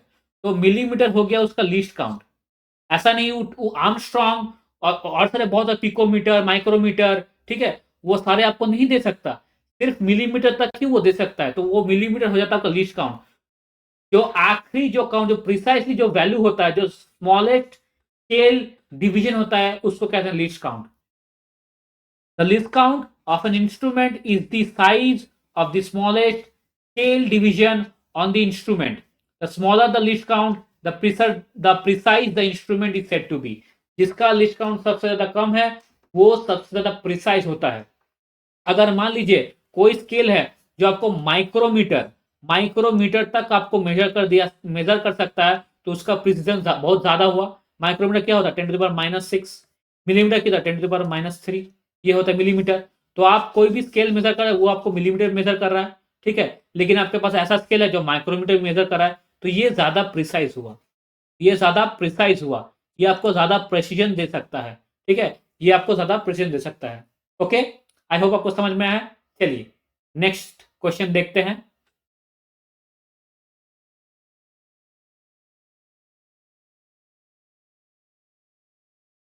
Question number 40, what is the difference between accuracy and precision? देखिए एक्यूरेसी और प्रेसिजन क्या मतलब है। ठीक है। डिफरेंस पूछा गया, तो ये एक इंपॉर्टेंट क्वेश्चन बन जाता है आपके एग्जाम पॉइंट ऑफ व्यू के लिए। एक्यूरेसी क्या है, देखिए accuracy means how close the results to the accurate value. मान लीजिए कोई एक्यूरेट वैल्यू है आपका 4, तो इसका एक्यूरेसी अगर फाइंड करना तो ये हो जाएगा 3.9। ठीक है। फिर आएगा 3.95, फिर आएगा 4.01। तो ये होता है accuracy, how close the result to the actual value. और प्रेसिजन मतलब कि वो जो रिजल्ट आ रहा है वो एक दूसरे से कितना क्लोज है। प्रेसिजन मतलब how close the results are with each other. जो रिजल्ट आ रहा है वो एक दूसरे से कितना ज्यादा क्लोज है। मान लीजिए रिजल्ट आ रहा है आपका 4.9, तो एक बार आ गया 4.899, फिर एक बार आ गया 4.90001, ऐसे करके आ गया। तो वो क्या है, वो एक ही रिजल्ट के आसपास है, बहुत क्लोज है, तो उसको कहते हैं प्रिसीजन। और एक्यूरेसी, जो एक्यूरेट वैल्यू है उसका क्लोज है, वो होता है accuracy. Accuracy is a measure of quantity to reality. वो एक रियलिटी से मेजर करता है। अगर अगर कोई भी बैट्समैन सेंचुरी मार रहा हो और वो लगातार 2-3 बार सेंचुरी मार रहा हो, तो वो है उसका एक्यूरेसी। ठीक है, वो है उसका एक्यूरेसी। जैसे मान लीजिए सेंचुरी मारना उसका लक्ष्य है, तो वो है एक्यूरेसी। ठीक है। अब प्रेसिडेंट मतलब मान लीजिए कोई भी एक बैट्समैन है, वो 40 बना रहा है, और बनाना उसका टारगेट है, लेकिन वो बना नहीं पा रहा, वो 40 बना रहा है। तो कभी 39, कभी 40, कभी 41, फिर किया 39, तो वो है उसका प्रेसिजन। आई होप आपको समझ में आया है। Precision measures how well measurement can be reproduce, वो उसको रिप्रोड्यूस कर रहा है, मतलब वो अपना क्या है, जो अपना जो मतलब जो स्कोर है वो उसी स्कोर को बार बार लेके आ रहा है, वो है precision. Accuracy takes the accepted value, accuracy takes क्या है, वो एक्सेप्टेड वैल्यू, और precision does not take the accepted value, precision को एक्सेप्टेड वैल्यू में नहीं लिया जाता। It is concern with the systematic error, accuracy concern with the systematic error, ठीक है, और precision concern with the random error. ये एक बहुत इंपॉर्टेंट पॉइंट बन जाता है, ये पॉइंट बहुत इंपॉर्टेंट है। अब ये अच्छा से आपको याद भी रहेगा और आप अच्छे से मार्क्स भी स्कोर कर सकते हैं। Accuracy has a single factor, accuracy सिर्फ एक फैक्टर के ऊपर डिपेंड करता है, और प्रेसिजन मल्टीपल फैक्टर के ऊपर डिपेंड करता है। तो ये बहुत इंपॉर्टेंट क्वेश्चन है, आप इसको जरूर एग्जाम में देख सकते हैं। चलिए नेक्स्ट क्वेश्चन देखते हैं। If force, velocity and time are taken as fundamental quantities, find the dimension of work। ठीक है, फंडामेंटल क्वांटिटी पूछा है, find the dimension of work. ठीक है, अब देखिए डिमेंशन ऑफ वर्क चाहिए, तो डायमेंशन ऑफ वर्क क्या होता है, ठीक से देखिए, वर्क होता है मेरा फोर्स इनटू डिस्प्लेसमेंट, डिस्प्लेसमेंट, ठीक है। अब देखिए डिस्प्लेसमेंट दिया नहीं, क्या दिया है, वेलोसिटी दिया है, तो डिस्प्लेसमेंट को ऐसे भी लिख सकते हैं, डिस्प्लेसमेंट को ऐसे भी लिख सकते हैं, वेलोसिटी इनटू टाइम। डिस्प्लेसमेंट कैसे लिखते हैं, वेलोसिटी इनटू टाइम, ठीक है। डिस्प्लेसमेंट हो गया क्या, वेलोसिटी इनटू टाइम, तो वर्क क्या हो गया मेरा, force into velocity into time, ठीक है। ये देखिए force into velocity into time. अगर आपने ठीक से इसका यूनिट पढ़ा होगा तो ये सवाल कुछ नहीं है उसके सामने। Question number 42, x is equals to a plus bt plus ct square where x is in meter, t is in second, what is the unit of c। देखिए यूनिट ऑफ c पूछा गया है, अब x मीटर बोल दिया गया है, x है मीटर, तो जो भी यूनिट हो यहां पर, ये भी मीटर होना चाहिए, ये भी मीटर होना चाहिए, ये भी मीटर होना चाहिए। लेकिन देखिए c के साथ क्या है, c अगर ये टोटल क्वांटिटी अगर मीटर होना चाहिए तो आगे क्या है, आगे तो स्क्वायर है, मतलब c सेकेंड स्क्वायर, लेकिन आना चाहिए तो मीटर, तो c को क्या होना चाहिए, c को होना चाहिए यहां पर देखिए मीटर, आना चाहिए मीटर, तो c सेकेंड स्क्वायर होना चाहिए मीटर, तो c को क्या होगा, मीटर पर सेकेंड स्क्वायर, ये होना चाहिए। ऑप्शन नंबर ये देखिए, hence c is equal to meter per second square, ऐसे करके आप फाइंड कर सकते हैं। चलिए नेक्स्ट क्वेश्चन देखते हैं। Check whether the equation ut plus half AT square is dimensionally correct और नॉट। ठीक है, देखते हैं। एस क्या है मेरा, एस है मेरा डिस्टेंस, एस है मेरा डिस्टेंस, ये आपको पता होना चाहिए। ये इक्वेशन क्या है, equation of a straight line, ठीक है, ये equation of a straight line जाता है, स्ट्रेट लाइन मोशन जो होता है वो होता है S is equal to UT plus half AT square. तो एस है मेरा डिस्टेंस जो कि रिप्रेजेंट होगा मीटर में, तो ये भी रिप्रेजेंट होना चाहिए मीटर में, ये भी रिप्रेजेंट होना चाहिए मीटर में। अब देखते हैं, देखिए यू क्या है, यू है मेरा वेलोसिटी, यू है मेरा वेलोसिटी, वेलोसिटी, तो वेलोसिटी का क्या होता है, वेलोसिटी होता है मेरा मीटर पर सेकंड, मीटर पर सेकंड ये होता है वेलोसिटी। आगे क्या है टी, तो इनटू सेकंड आ गया, सेकंड सेकंड कट गया तो ये हो गया मीटर, बिल्कुल मीटर है एकदम करेक्ट। अब हाफ एटी स्क्वायर आते हैं, देखिए हाफ एटी स्क्वायर ए क्या है मेरा, acceleration due to gravity, acceleration due to gravity या एक्सेलरेशन बोल सकते हैं, वो क्या होता है मेरा मीटर पर सेकंड स्क्वायर होता है, एक्सेलरेशन आ गया मीटर पर सेकंड स्क्वायर। आगे उसके बाद क्या है टी स्क्वायर, टी मतलब क्या टाइम, टाइम का स्क्वायर मतलब सेकंड का स्क्वायर, फिर देखिए सेकंड सेकंड कट गया, ठीक है, बचा क्या मीटर, फिर यहां पर आ गया मीटर, हेंस ये भी राइट है। तो ये इक्वेशन डायमेंशनली करेक्ट है, बिल्कुल करेक्ट है, डायमेंशनली करेक्ट है, और ये एक्चुअल में भी करेक्ट ही है। ठीक है, अगर आपको ऐसा दिखाई दे कि ut प्लस 480 स्क्वायर, ये भी डायमेंशनली करेक्ट है, ut प्लस 480 स्क्वायर ये भी डायमेंशनली करेक्ट है, लेकिन ये इक्वेशन इक्वेशन रॉन्ग है। क्यों, क्योंकि ये जो 4 है ना, ये एक्चुअल में करेक्ट इक्वेशन ये 4 नहीं होगा, ये हाफ होगा। बस इतना ही आपको समझना था। चलिए नेक्स्ट क्वेश्चन देखते हैं।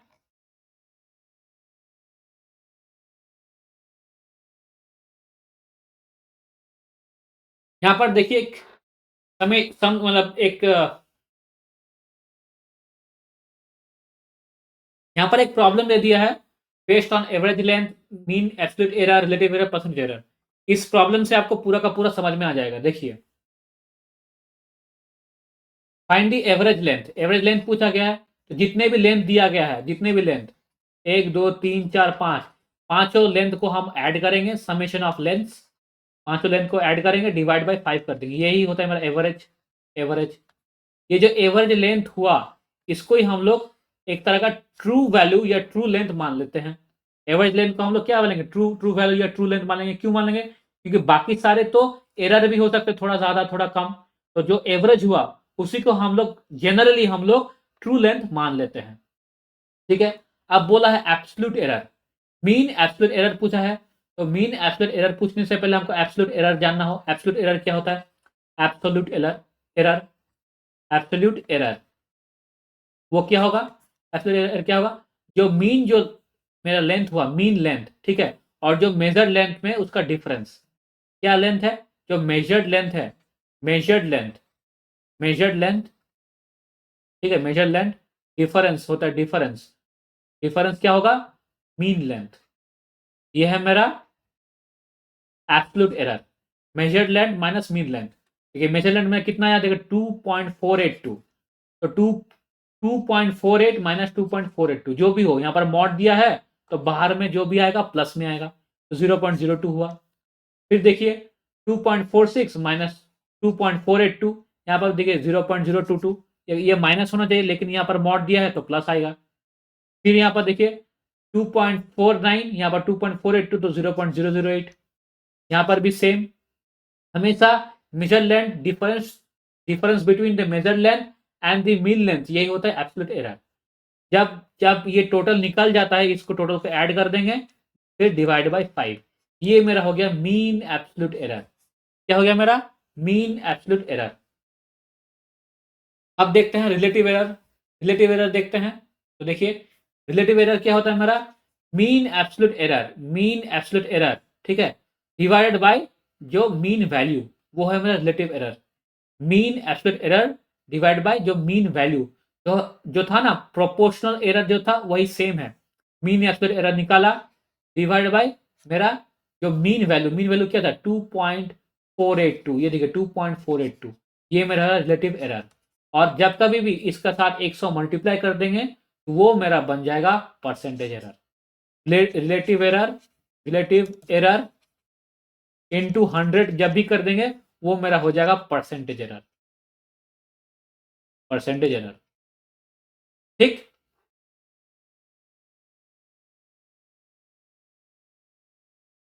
अब देखिए नेक्स्ट क्वेश्चन पे आते हैं। अ वायर हैज मास, देखिए मास दे दिया है 0.3 प्लस माइनस 0.003 ग्राम, ये प्लस माइनस क्या है, ये इसका रेंज है, रेंज है इसका, मतलब कभी ये प्लस भी जाता है, कभी ये माइनस में भी आ जाता है। रेडियस भी देखिए ऐसा ही दे दिया, कभी प्लस में कभी माइनस में। लेंथ में भी देखिए ऐसा ही दिया। What will be the maximum percentage error in the measurement of density of wire, density of wire में मैक्सिमम परसेंटेज एरर कितना होगा, तो देखिए density is equals to mass per unit volume, तो मास निकला, वॉल्यूम क्या, पाई आर स्क्वायर एल, ठीक है। अब taking log on both sides, सारे के सारे साइड्स में लॉग लेते हैं, देखिए लॉग डेंसिटी, डेंसिटी में लॉग ले लिए तो log mass minus log pi minus log R square minus log L. अब देखिए लॉग पाई इसमें तो कोई चेंज नहीं होगा, ये जीरो बन जाएगा, ठीक है। तो लॉग लॉग डेंसिटी अगर इसमें चेंज होता है तो कैसे लिखेंगे, differentiate on both sides, differentiate कर रहे हैं, अगर चेंज होता है तो delta P by P, delta P by P, ये हो जाएगा डेल्टा एम बाई एम, ये हो गया जीरो, ये हो जाएगा 2 डेल्टा आर बाई आर, ये हो जाएगा डेल्टा एल बाई एल। ठीक, इतना दूर को समझ में आया है। और maximum fractional error, all science will be positive, maximum fractional में अगर बोलते हैं मैक्सिमम फ्रैक्शनल एरर हो रहा है तो सब साइन पॉजिटिव लेना ही है, क्योंकि मैक्सिमम एरर आपको चाहिए, ठीक है। तो मैक्सिमम एरर में देखिए होगा 0.03 डिवाइड बाई 0.3, मास में देखिए यही तो एरर हो सकता है, 0.3 तो है लेकिन प्लस माइनस जा रहा है, तो वो रेंज हो रहा है मेरा प्लस माइनस, तो या तो प्लस जाएगा या माइनस जाएगा, क्योंकि डेल्टा एम 0.003 वही होगा, डिवाइड बाई 0.3 माइनस 2 इंटू ये देखिए 0.005 डिवाइड बाई 0.5 प्लस 6, प्लस 6 मतलब प्लस 0.006 डिवाइड बाई 6, ये रहा, ठीक है। ये है आपका एसएल, एसएल अगर आपको देखा जाए ये जो लेंथ है ना, ये लेंथ को LENGTH लेंथ को ऐसा लिखा गया है length actual plus delta L, length actual plus delta L, ये देखिए delta L by length actual, ठीक है, ऐसे आपको लिखा गया है यहाँ पर। आई होप आपको समझ में आ रहा हो। मैक्सिमम परसेंटेज एरर कितना हो रहा है देखिए, मैक्सिमम परसेंटेज एरर मेरा यहाँ पर हो रहा है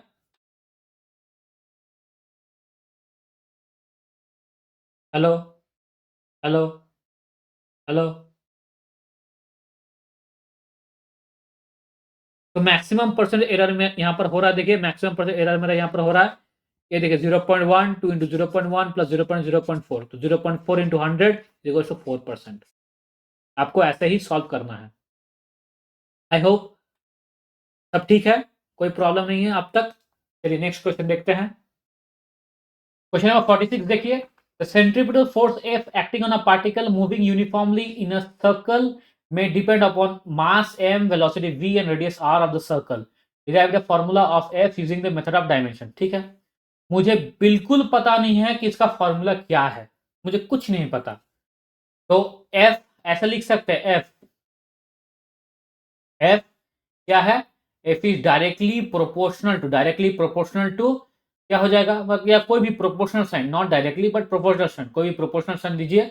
तो मैं यहां पर दिया directly proportional to mass m, velocity v and ये है मेरा r। Mass m, velocity v, ये है मेरा r। ठीक है, कलर थोड़ा चेंज कर लेते हैं, मास m, वेलोसिटी v और ये है r। अब देखिए मास क्या है, मास स्क्वायर है क्या मास क्यूब है, मुझे कुछ नहीं पता, तो ये हो गया मेरा a। v क्या है वो भी मुझे कुछ नहीं पता, तो ये हो गया मेरा b। और r क्या है ये भी कुछ नहीं पता, ये हो गया मेरा c। ठीक, तो f is directly proportional to M A mass v, mass m to the power a, v to the power b, r to the power c। ठीक, चलिए अब देखिए ये प्रोपोर्शनलिटी आ गया। ठीक है, अब इसको अगर हटाना हो तो मुझे एक कांस्टेंट ऐड करना होगा, कांस्टेंट, कोई भी कांस्टेंट मान लेते, वो कांस्टेंट है मेरा, कांस्टेंट, वो कांस्टेंट क्या है मेरा, वो है मेरा कांस्टेंट लैम्डा। कोई भी कुछ भी कांस्टेंट, कुछ भी पकड़ लीजिए, मुझे कुछ फर्क नहीं पड़ता, वो कांस्टेंट है मेरा लैम्डा। ठीक, अब एक देखिए, तो यहां पर क्या आ गया मेरा, F equals to lambda M of A, V of B और आर, रेडियस आर, देखिए रेडियस आर है मेरा सी। ठीक, लैम्डा से कोई फर्क नहीं पड़ता, चाहे लैम्डा चाहे अल्फा चाहे कुछ भी लीजिए, हाथी घोड़ा जो भी लीजिए, कोई फर्क नहीं पड़ता।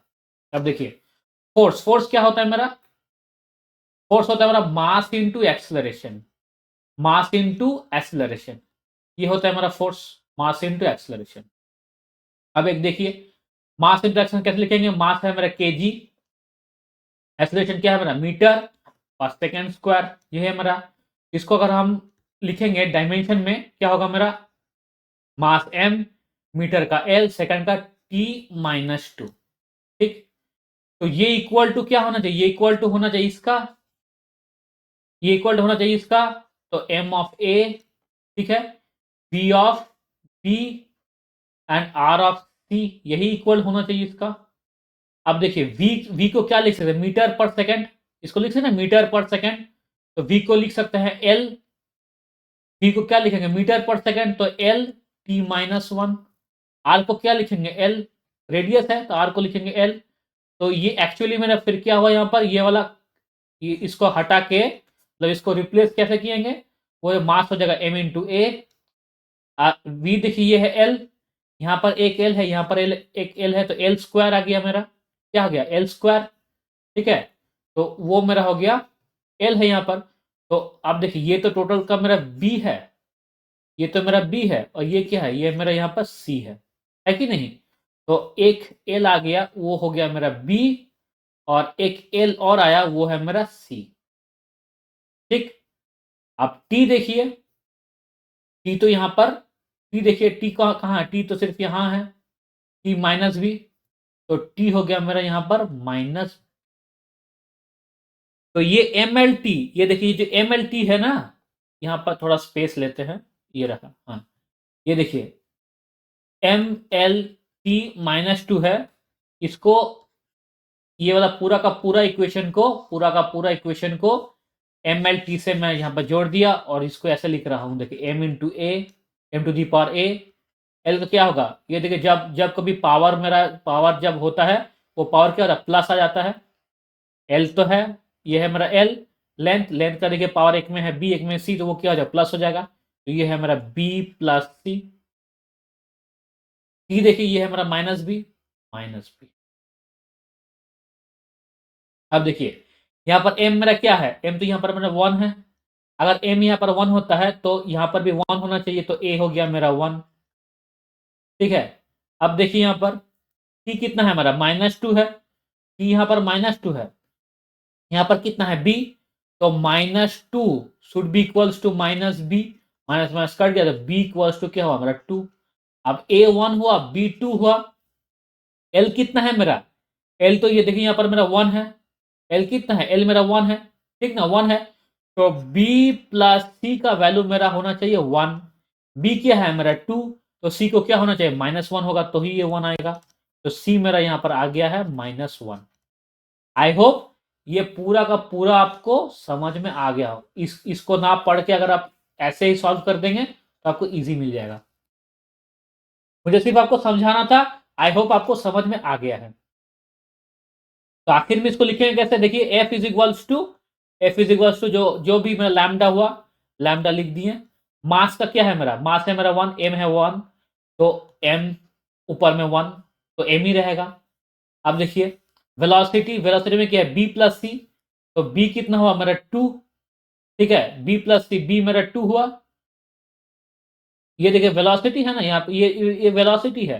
ठीक है, तो वेलोसिटी है ये मेरा, तो वेलोसिटी कैसे लिखेंगे, वेलोसिटी मेरा बी है ना। ये वेलोसिटी कहाँ गया, ये देखिए ये वेलोसिटी, वेलोसिटी मेरा बी है कि नहीं। वी बी, ये मेरा वेलोसिटी, वी कितना है मेरा, वी यहाँ पर मेरा 2 है, तो वेलोसिटी हो गया मेरा यहाँ पर 2। अब टी देखिए, टी है, टी कितना है मेरा, टी यहाँ पर मेरा जो आर है, माफ कीजिए आर है, वो क्या है मेरा सी है। आर है मेरा सी, और सी कितना है -1, तो वो नीचे में आएगा, वो आ गया मेरा -1, आर में -1, तो ये नीचे आ गया आर। तो M V square R, lambda into M V square R, ऐसे आपको लिखना है। नेक्स्ट क्वेश्चन देखते हैं। नेक्स्ट क्वेश्चन में देखिए वैसे ही करना है, जल्दी जल्दी करते हैं। देखिए क्या बोला गया है, time period T of a simple pendulum में depend on mass of the bob M, effective length of the pendulum L, expression due to gravity G, ये बोला है। तो time period T is equals to, मतलब T equals to T, ये हो जाएगा directly proportional to, मान लेते हैं mass of the bob M, ठीक, mass of the bob M, effective length L, and extend to gravity जी। अभी इसके ऊपर लिखते हैं ए, इसके ऊपर लिखते हैं बी, इसके ऊपर लिखते हैं सी। ओके, यही है। अगर प्रोपोर्शनलिटी कांस्टेंट हटा दिए तो क्या हो जाएगा, ये लैम्डा, तो कोई भी यहाँ पर के लिया है, देखिए तो के ही लेते हैं, चलिए के लिया, के इज इक्वल्स टू, ठीक है, मास, मास में देखिए ए है, ठीक है, मास में मेरा है यहाँ पर ए है, एल का यहाँ पर मेरा बी है, जी का मेरा यहाँ पर सी है। ठीक, अब टाइम पीरियड टी, ये कितना टाइम पीरियड क्या होता है, ये एक्चुअली सेकंड होता है, सेकंड, ये तो सेकंड होता है ना। तो इसका अगर डायमेंशन अगर लिखना हो तो इसका क्या होगा, M equals to 0, M to the power 0, L to the power 0, T ऐसा होगा, टी टू दी पावर 1। अब देखिए इसका लिखते हैं, मास सेम होना चाहिए, तो मास यहाँ पर ए है, लेंथ दिया है, लेंथ मेरा यहाँ पर बी है। अब ग्रेविटी दिया, ग्रेविटी को मास लेंथ में कन्वर्ट करना होगा, तो ग्रेविटी क्या होता है, मीटर पर सेकेंड स्क्वायर, तो एल टी -2, ये हो जाएगा इसका सी।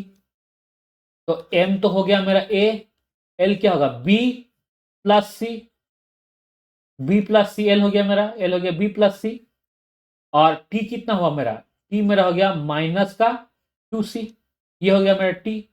अब देखिए इसको अब क्या करेंगे, ये है मेरा m0, l0, t-1, कंपेयर करेंगे, तो m तो मेरा 0 है, देखिए तो a मेरा क्या होगा, a मेरा हो गया 0, m का ये हो गया मेरा 0।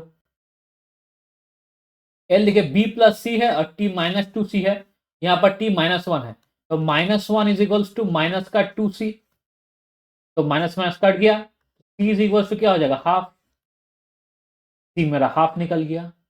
अगर देखिए c मेरा हाफ होता है, अब b क्या है मेरा, b है मेरा यहाँ पर देखिए l क्या है, l है 0, तो b प्लस c है इक्वल्स टू 0, c मेरा होता है हाफ, तो b क्या होगा, b मेरा होगा माइनस हाफ, c है मेरा हाफ तो b होगा माइनस हाफ, वही तो माइनस हाफ प्लस हाफ मिलकर 0 आएगा।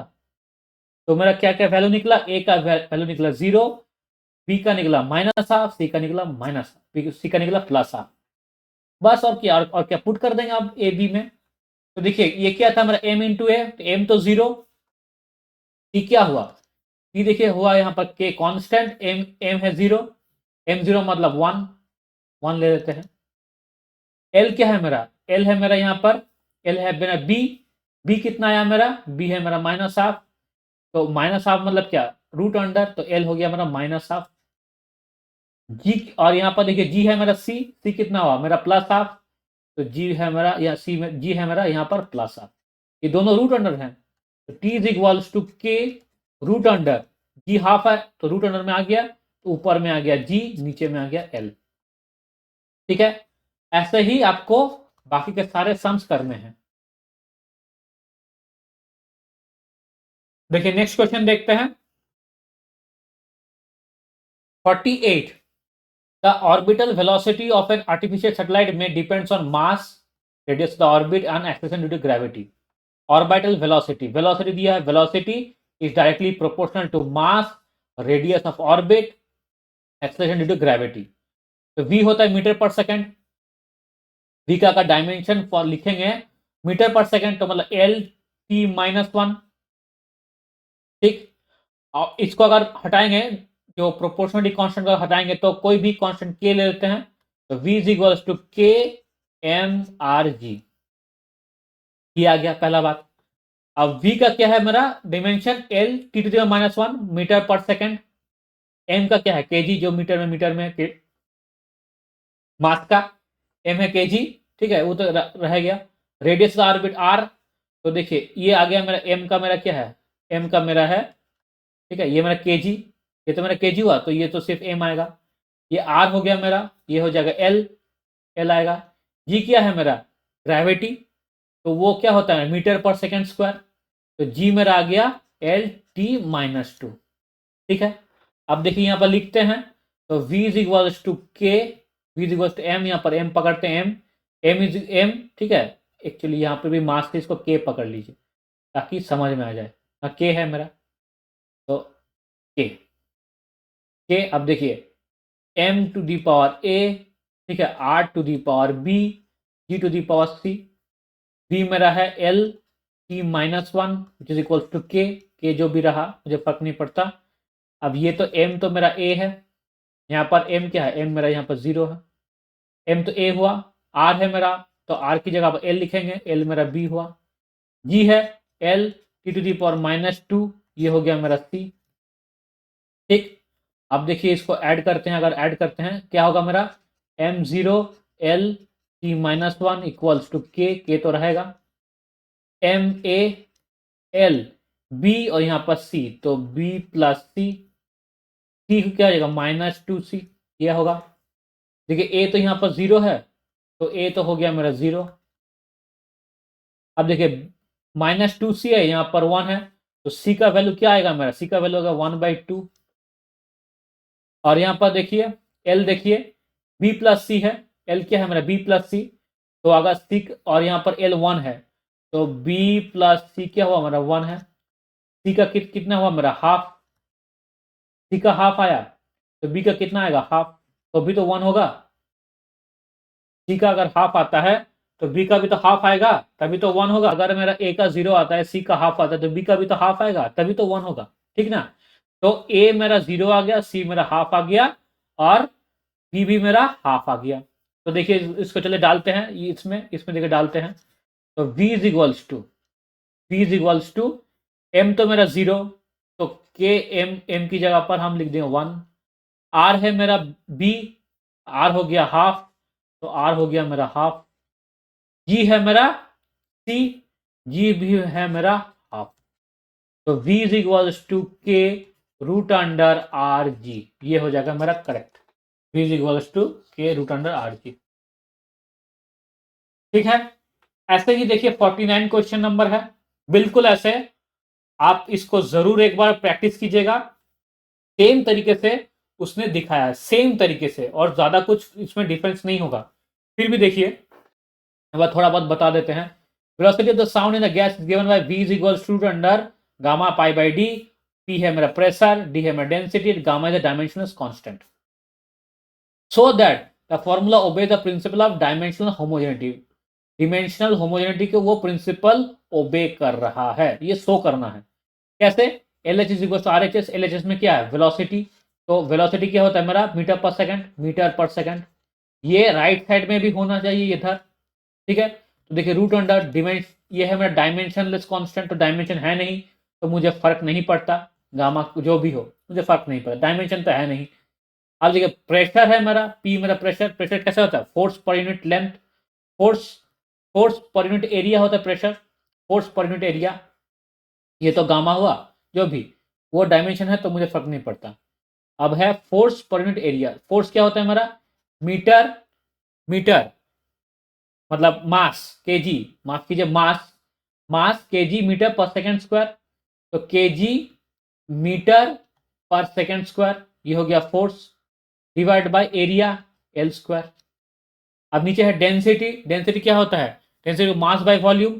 तो नीचे में आ गया मास बाय वॉल्यूम, वॉल्यूम ऊपर चल जाएगा एल टू दी पावर 3, ये हो गया मेरा। अब देखिए ये यहां पर एल है, यहां पर L3 है, तो ये कट जाएगा, ये बचेगा सिर्फ एल। ठीक, ये मास कट गया, बचा क्या? देखिए बचा मेरा root under L square T minus two, तो नीचे में टी स्क्वायर आ जाएगा रूट अंडर। ठीक है, अगर रूट अंडर हटाना हो तो क्या करेंगे? इसका रूट करेंगे तो ऊपर में आ गया एल, नीचे में आ गया टी। यही तो है, देखिए एल, यही तो है, देखिए एल टी माइनस वन, यही तो है एल बाई टी। तो एल, ये है मेरा एल एच एस, ये आ गया मेरा यहां पर आर एच एस। यही है आपका डायमेंशनल होमोजेनिटी का मतलब, जो राइट साइड में जो भी डायमेंशन होगा, आपका लेफ्ट साइड में भी सेम डायमेंशन ही आएगा।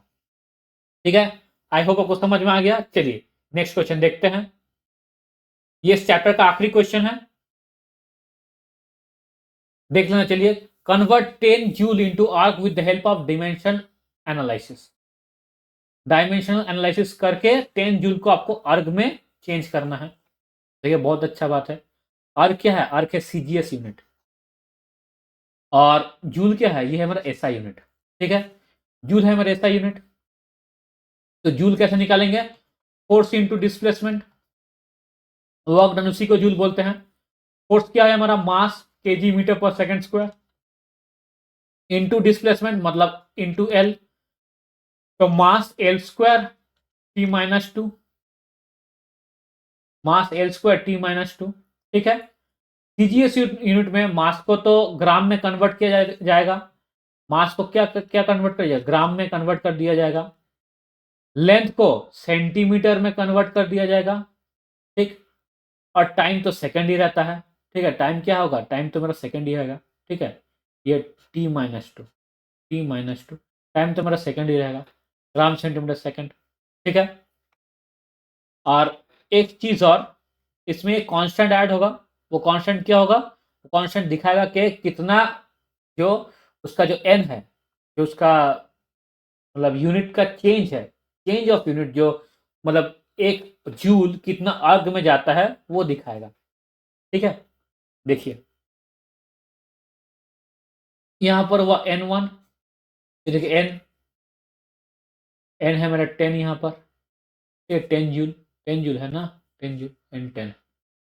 अब ये तो एन तो मेरा 10 हुआ, लेकिन ये एन कितना है वो मुझे नहीं पता। ठीक है, चलिए एन तो, ये एन तो यहां पर मेरा 10 हुआ है कि नहीं, N2 मुझे नहीं पता। तो जूल में देखिए यहां पर भी मास तो M2 रहेगा, जूल। एल स्क्वायर, यहाँ पर भी एल स्क्वायर रहेगा। ठीक है, T to the power minus two, यहाँ पर भी T to power minus two रहेगा, क्योंकि वो तो सिर्फ एक एक तरीके से कन्वर्जन हो रहा है, ऐसा नहीं कोई चेंज हो रहा है, सिर्फ चेंज नहीं हो रहा है, सिर्फ कन्वर्जन हो रहा है। तो एक केजी कितना, ये था केजी में था, तो 1 kg इक्वल टू कितना होता है? 1000 ग्राम। ठीक है, 1 kg इक्वल टू 1000 ग्राम। तो मतलब जब कन्वर्शन होगा तो 10⁻³ तो आएगा ही। ये है मीटर, ये है सेंटीमीटर। तो मीटर से सेंटीमीटर जाने में इंटू 100 आएगा, तो इंटू और 10⁻² आ गया। ठीक, लेकिन क्या है इसका, क्या है इसका है स्क्वायर, है कि नहीं? ये है स्क्वायर, स्क्वायर है तो मतलब 10 का स्क्वायर। ठीक, सेकंड में कोई कन्वर्जन होता नहीं। तो सिर्फ अगर ये सिर्फ 1 जूल होता, अगर ये 1 जूल होता तो वो 10⁻7 अर्ग होता। As simple as that. कितना जूल है? 10 जूल है, तो ये कितना होगा? 10⁸ अर्ग होगा। आई होप आपको समझ में आया। आपको सिर्फ कन्वर्जन करना था, सिर्फ कन्वर्जन करना था मास को केजी से ग्राम में, मीटर को, लेंथ को मीटर को सेंटीमीटर से, बस। जितना कन्वर्जन आपका रेशियो जाएगा उतना ही उसका टाइम जाएगा। जो भी कन्वर्जन का रेशियो होगा, जितना जितना जैसे मास से केजी से जाने में उसको 1000 हो रहा है, मीटर से जाने में उसको 100 में मल्टीप्लाई हो रहा है, वहां पर भी वो जो जो नंबर है उसमें वो मल्टीप्लाई होते जाएगा। कि ऐसे आप कन्वर्जन कर सकते हैं। तो ये हुआ मेरा कन्वर्जन। ठीक है, तो ये था हमारे फर्स्ट चैप्टर। बहुत जल्द ही मैं सेकंड चैप्टर अपलोड करूंगा। तब तक के लिए stay tune to my YouTube channel. Prepare yourself for the exams. Thank you.